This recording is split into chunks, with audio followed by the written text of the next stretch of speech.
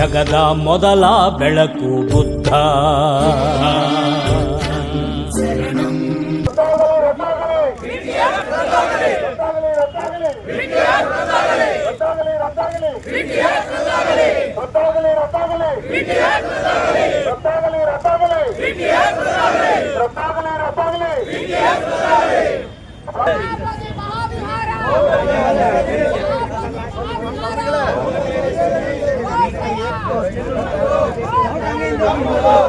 ಸ್ವಲ್ಪ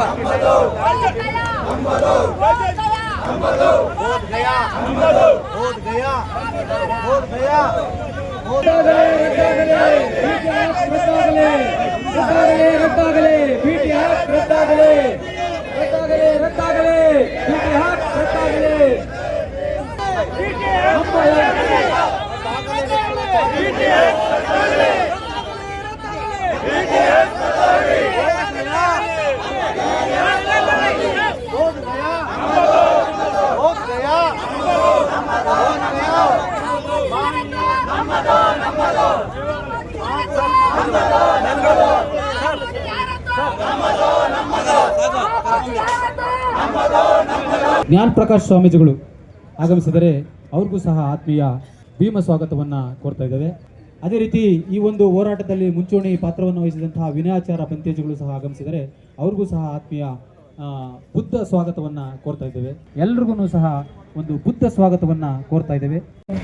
ಆಗಿನ PSC ಅಧ್ಯಕ್ಷರು, ಈಗಿನ ನಮ್ಮ ಸಮಾಜ ಪರಿವರ್ತನಾ ಅಧ್ಯಕ್ಷರಾದಂತಹ ಸಬ್ಬಂಗ ಅಪರಾಧಂ ಕಮತಮೇ ಬಂತೆ ಸಂಗೋ ತತಿಯಂಪಿ ಓಕಾಸ ಒಂದಾಮಿ ಬಂತೆ ಸಂಗೋ ದ್ವಾರತೇನ ಕಥಂ ಸಬ್ಬಂಗ ಅಪರಾಧಂ ಕಮತಮೇ ಬಂತೆ ಸಂಗೋ ಅನುಕಂಪಂಗ್ ಉಪಾದಾಯ ಶೀಲಂಗ್ ದೇತಮೇ ಬಂತೆ ದ್ವಿತೀಯಂಪಿ ಓಕಾಸ ಅಹಂಗ್ ಬಂತೆ ತಿಸರಣೇನ ಸಾಧಿಂಗ್ ಪಂಚಶೀಲಂಗ್ ದಮ್ಮಂಗ್ ಯಾಚಾಮಿ ಅನುಗಹಂ ಕತ್ವಾ ಶೀಲಂಗ್ ದೇತಮೇ ಬಂತೆ ತತಿಯಂಪಿ ಓಕಾಸ ಅಹಂ ಬಂತೆ ತಿಸರಣೇನ ಸದ್ದಿಂಗ್ ಪಂಚಶೀಲಂಗ್ ದಮ್ಮಂಗ್ ಯಾಚಾಮಿ ಅನುಗಹಂ ಕತ್ವಾ ಶೀಲಂಗ್ ದೇತಮೇ ಬಂತೆ ಅನುಕಂಪಂಗ್ ಉಪಾದಾಯ ಬುದ್ಧಂ ಶರಣಂ ಗಚ್ಛಾಮಿ ಬುದ್ಧಂ ಶರಣಂ ಗಚ್ಛಾಮಿ ಬುದ್ಧಂ ನಮಾಮಿ ಬುದ್ಧಂ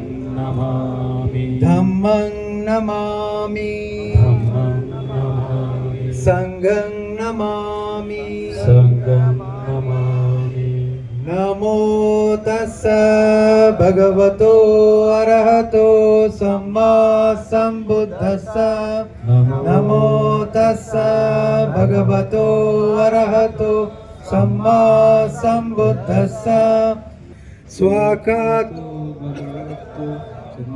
ಸಂದಿಟ್ಟಿಕೋ ಅಕಾಲಿಕೋ ಯೇಯಿ ಪಸ್ಸಿಕೋ ಓಪನಾಯಿಕೋ ಪಶ್ಚಾತ್ತಂಗ್ ವೇದಿತಬ್ಬೋ ವಿನ್ಯೋಯೀತಿ ನಮೋ ತಸ್ಸ ನಿಯಾನಿಕಸ್ಸ ಧಮ್ಮಸ್ಸ ತಾರಿ ಪುರಿಸ ಯುಗಾನಿ ಅಟ್ಟ ಪುರಿಸ ಪುಗ್ಗಲ ಏಸಾಬರು ಕೂಡ ಸಕ್ರಿಯವಾಗಿ ಭಾಗವಹಿಸಬೇಕು.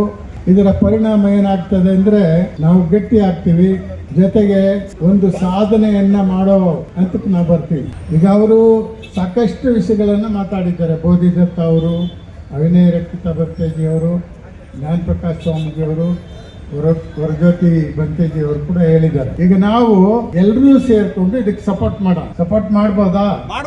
ಎಲ್ಲ ಒಬ್ಬೊಬ್ಬರು ಬೇಡ, ಬಿ ಗೋಪಾಲ್ ಒಬ್ಬರು ಅಲ್ಲ, ಕೃಷ್ಣಮೂರ್ತಿ ಒಬ್ಬರು ಅಲ್ಲ, ಎಲ್ಲರೂ ಸೇರ್ಕೊಂಡು 5,000 ಬೇಡ, 3,000 ಸಂಘಟನೆಗಳಿದಾವೆ ರಾಜ್ಯಾಧ್ಯಕ್ಷರು. 5 ಜನ 10 ಜನನು ಕರ್ಕೊಂಡು ಹೋದ್ರು ಕೂಡ ಸಕ್ಸಸ್ ಆಗ್ತದೆ. ಅದಕ್ಕೆ ಈ ಆಂದೋಲನಕ್ಕೆ ನಾವು ಕೂಡ ತನು ಮನ ಧನ ಸೇರಿಸಿ ಒಟ್ಟಾಗಿ ಎಲ್ಲರೂ ಒಂದು ಚರ್ಚೆ ಮಾಡಿ, ಈ ಸಭೆ ಮುಗೀಲಿ, ಎಲ್ಲರೂ ಒಂದು ಕಡೆ ಕುಂತ್ಕೊಂಡು ಚರ್ಚೆ ಮಾಡೋಣ.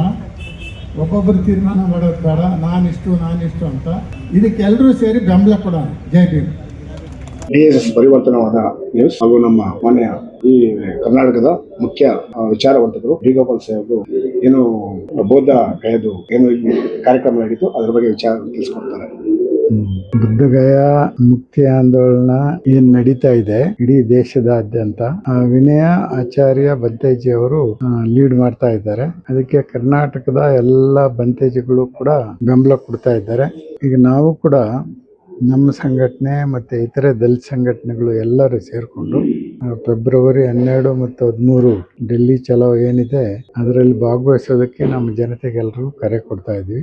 ನಾವು ಕೂಡ ಭಾಗವಹಿಸ್ತೀವಿ. ಜೈ ಭೀಮ್.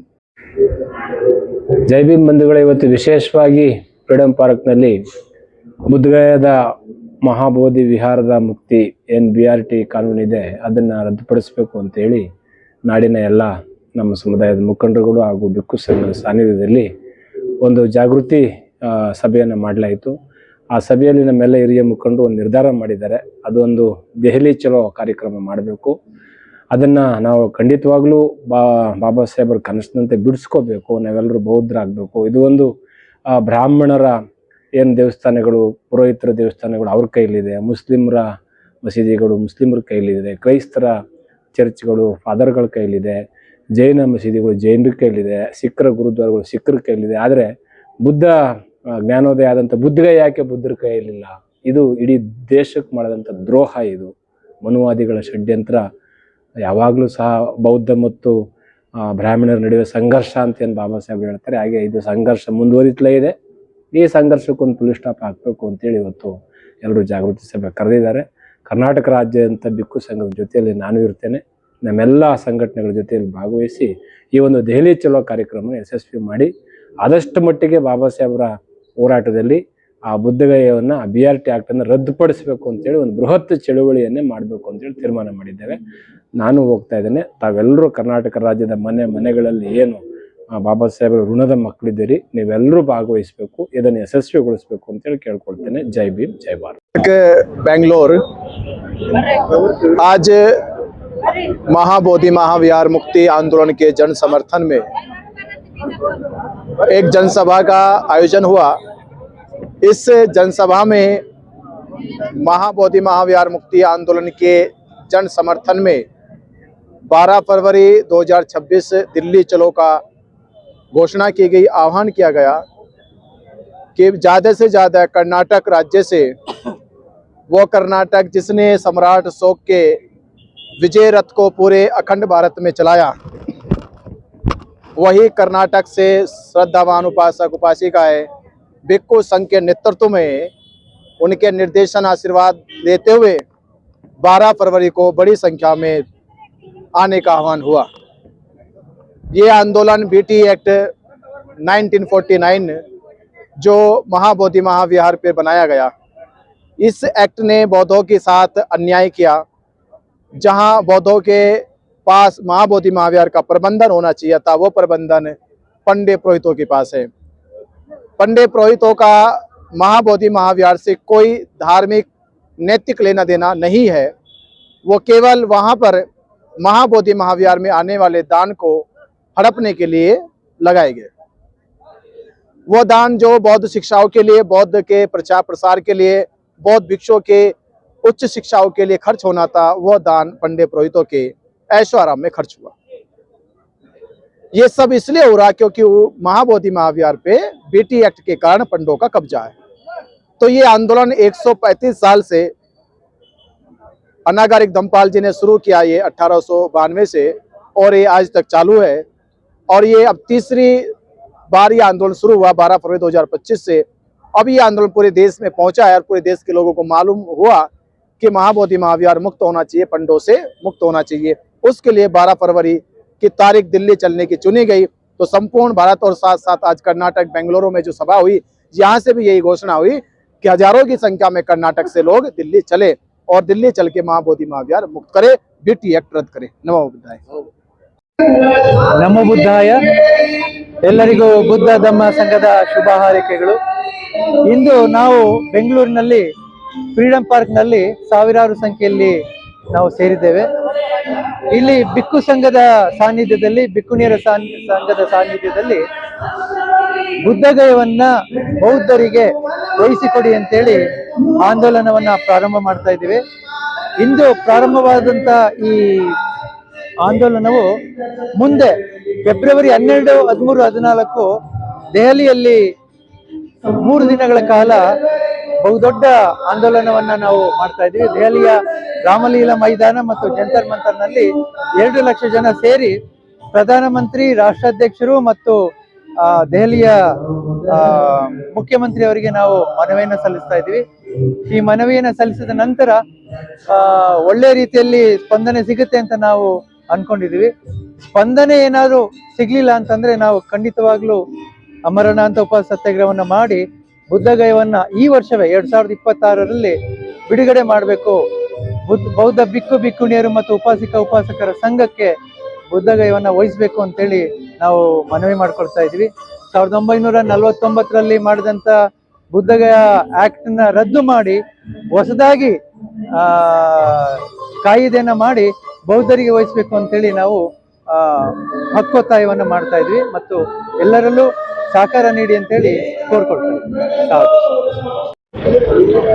ನಮೋ ಬುದ್ಧಾಯ ಜೈ ಭೀಮ್.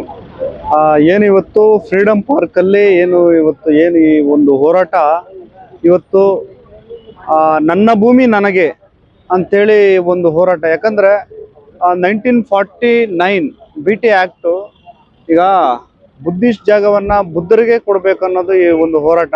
ಹಂಗಾಗಿ ಏನು ಇವತ್ತು ಬೆಂಗಳೂರು ಫ್ರೀಡಮ್ ಪಾರ್ಕಲ್ಲಿ ಇವತ್ತು ಎಲ್ಲ ದಲಿತ ಸಂಘಟನೆಗಳ ನಾಯಕರ ಸಮ್ಮುಖದಲ್ಲಿ ಇವತ್ತು ಈ ಒಂದು ಹೋರಾಟ ನಡೀತು. ಅದು ಒಂದು ಯಶಸ್ಸು ನಮಗೆ ಕಾಣಿತು. ಹಂಗಾಗಿ ಫೆಬ್ರವರಿ 12ನೇ ತಾರೀಕು ನಾವು ಇಡೀ ರಾಜ್ಯಾದ್ಯಂತ ಕರ್ನಾಟಕ ರಾಜ್ಯಕ್ಕೆ 2500 ವರ್ಷಗಳ ಇತಿಹಾಸ ಉಳ್ಳಂತ ರಾಜ್ಯ ನಮ್ಮ ಕರ್ನಾಟಕ ರಾಜ್ಯ.